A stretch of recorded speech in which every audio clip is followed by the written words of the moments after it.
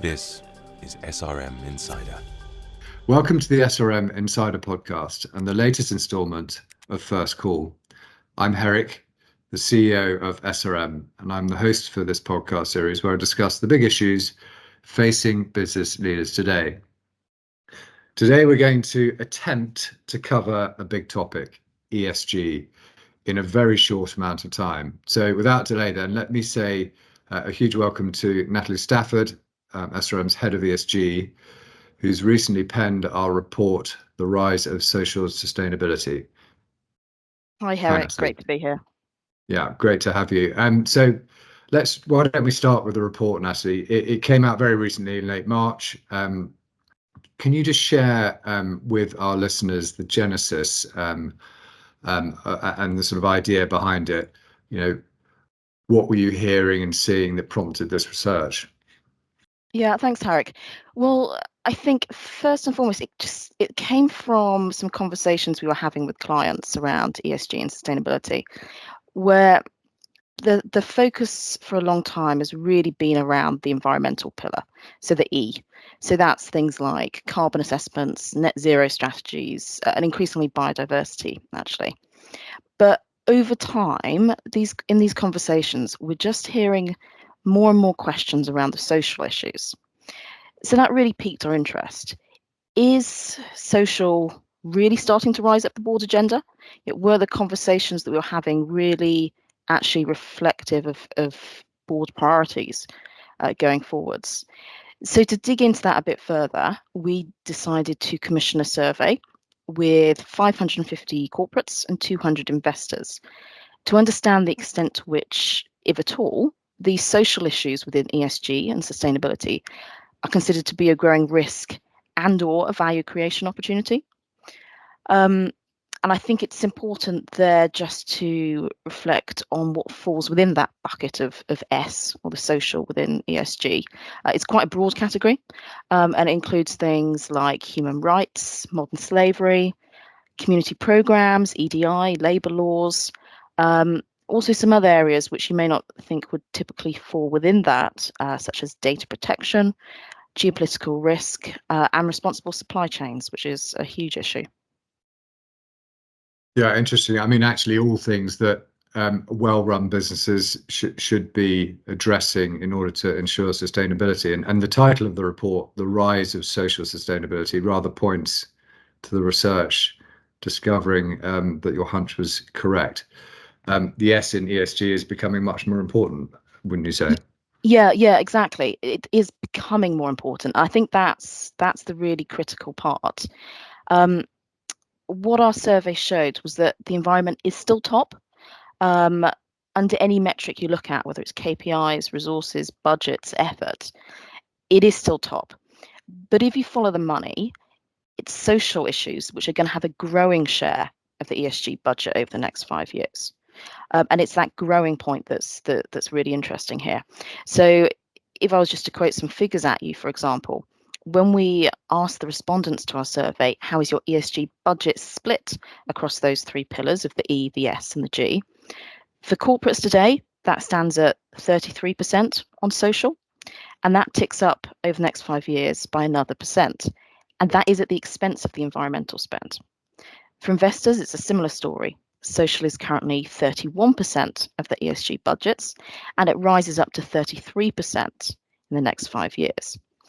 And I think these statistics really back up the conversations that we had as part of the survey as well.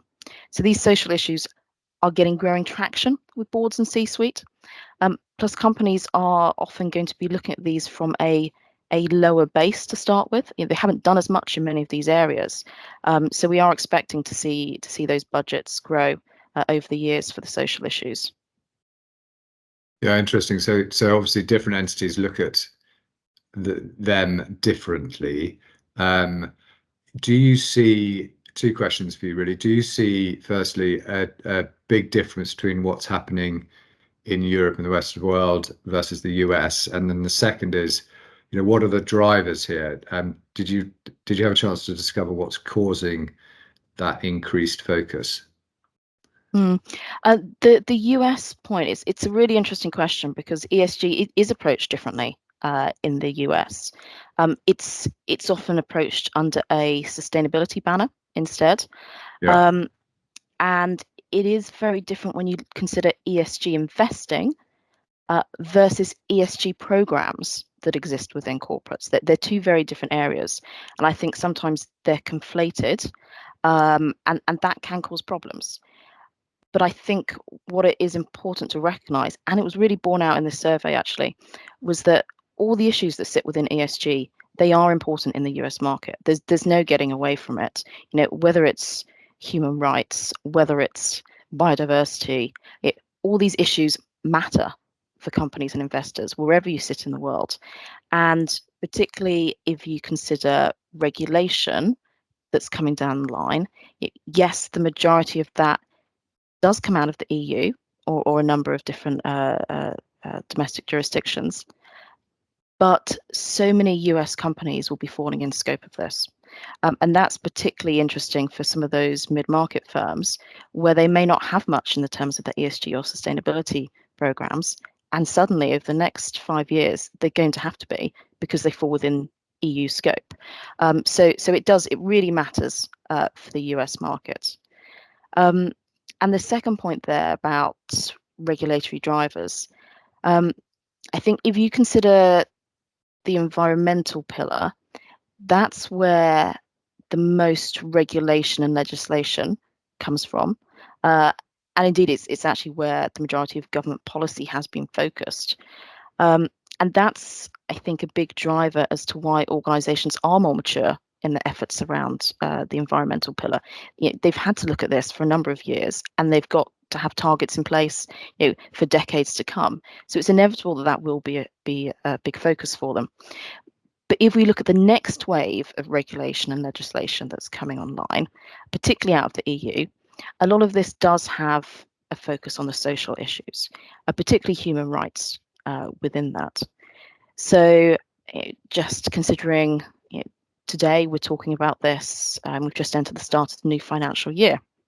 Well, in 2025, the first wave of companies impacted by the Corporate Sustainability Reporting Directive, or the CSRD, which comes out of the EU, they're going to be reporting on this in January 2025. That's incredibly soon. And this new directive is going to be requiring a whole range of new data to be collected. It requires whole new assessments to be done in order to report on these social issues. So I think that the regulatory aspect is really a core driver here. Yeah, I mean, that makes absolute sense. Just in terms of the CSRD, is that the biggest concern at the moment, or does it vary? Yeah, so we surveyed a variety of sectors within the survey, and this looked at a whole range of large corporates and different geographies, and there was some variation there. So, for example, if you are a corporate in the UK, domestic modern slavery laws were a real concern. So, for example, we've got the UK Modern Slavery Act, and the CSRD actually came in as third on the list for those companies. Right. And we think this is related to the volume of different national modern slavery laws that are around now, and the fact that many of them have now been around for some time. They're going through revisions, and we're expecting the requirements on companies to increase as part of this. And it's quite a complicated patchwork when you consider all of the different modern slavery legislation that companies have to abide by.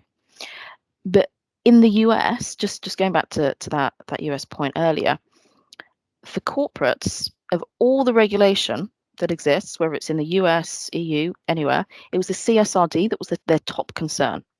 And for investors, it was the CSDDD, which was their top concern. So two EU-based pieces of regulation are the biggest concerns for US companies. I think that's really interesting.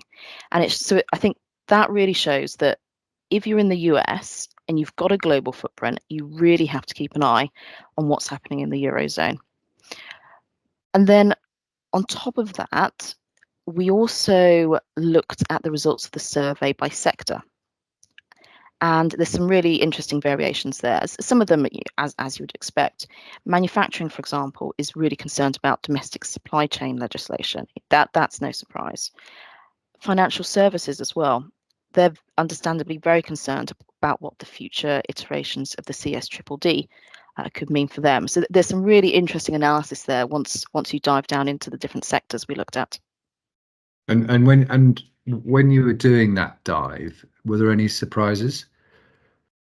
Yes, lots. I could talk all day about them, but just to sum it up, I think probably the two biggest areas were supply chains and geopolitics.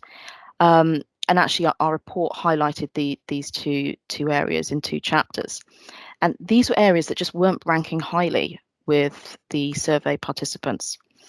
And I can just put some additional figures in there as well.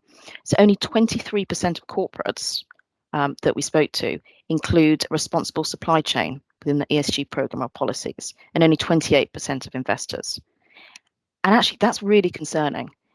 The most onerous supply chain regulation, the Corporate Sustainability Due Diligence Directive that I mentioned earlier, CSDDD, that's not enforced yet, but it is coming. Germany already has a supply chain act, and it's in these supply chains where companies are going to be really exposed reputationally, particularly those with consumer-facing businesses. So this is an area that companies absolutely need to be on top of their risks in. And then the second point about geopolitics, again, this was a big surprise. Only 19% of the companies we surveyed factor geopolitical risk into their sustainability programs. And we've actually done some additional work looking at this issue in the real world context.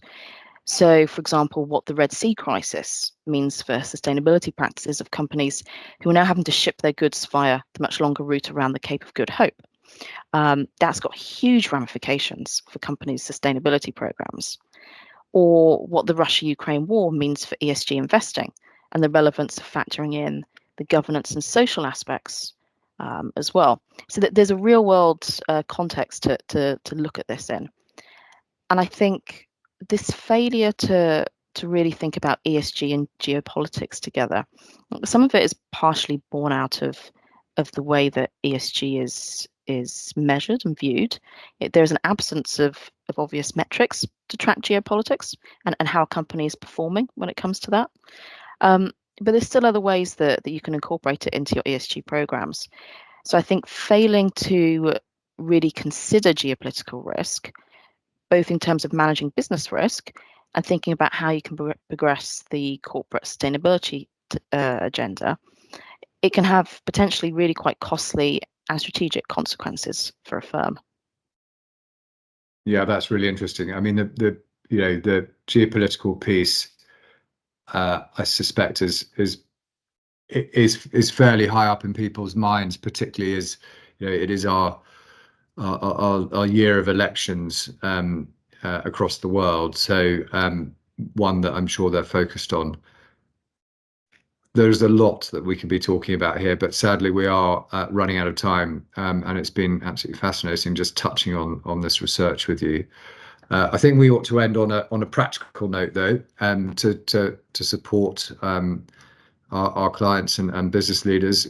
What are the sorts of things that they could be doing to act positively today? Yeah, and I think that's an important point. Thinking practically when it comes to ESG, there's a lot of talk. A lot of people have a lot to say about ESG and sustainability, but how do you actually use that in a practical application? First of all, my biggest piece of advice is don't get overwhelmed. There's an awful lot out there when it comes to ESG and sustainability, and it's easy to get lost in it all. So what you need to do first is really consider carefully what are the most material issues for your business now and over the next 5 to 10 years, and then prioritize those accordingly. So where do you face your biggest risks, and where can you add strategic value when it comes to your ESG or sustainability program? So the types of questions you need to be asking yourself are, do you need a double materiality assessment doing? Is the one you've got sufficient? Is it up to date? Does it reflect the current state of the business and where you expect the business to go? Do you need to do a gap analysis of the human rights policies in your supply chain? Are you really thinking about the biggest risks that you face within that supply chain, and how do you address them? Do you need to do a horizon scan and what could be coming down the line for your business, whether that's regulation or particular issues which are going to become more pertinent to your customers or consumers. And then I think finally, just making sure that you don't delay. This is a really pressing issue and businesses need to get ahead of it now. Regulation is here or it's coming, whether people like it or not. That is a fact, and it does take a while to prepare for it. Particularly if you look at the CSDDD coming out of the EU, that's going to require an awful lot of preparation by businesses. It's not something you can do quickly in a couple of months. You need to be on top of it now, and even considering that regulation is not yet in play. Still, media, investor, consumer scrutiny, that's all here now. So I think the core message there is you really can't afford to delay when it comes to your ESG or sustainability programs. Brilliant. Thank you, Natalie. This has been a brilliant conversation, and there's plenty more to discuss next time. But thank you to all of our listeners. We always welcome feedback and would, of course, be delighted to discuss any of the issues that have been raised today. So until next time, take care. Goodbye. We are SRM. Search your first call to find out more.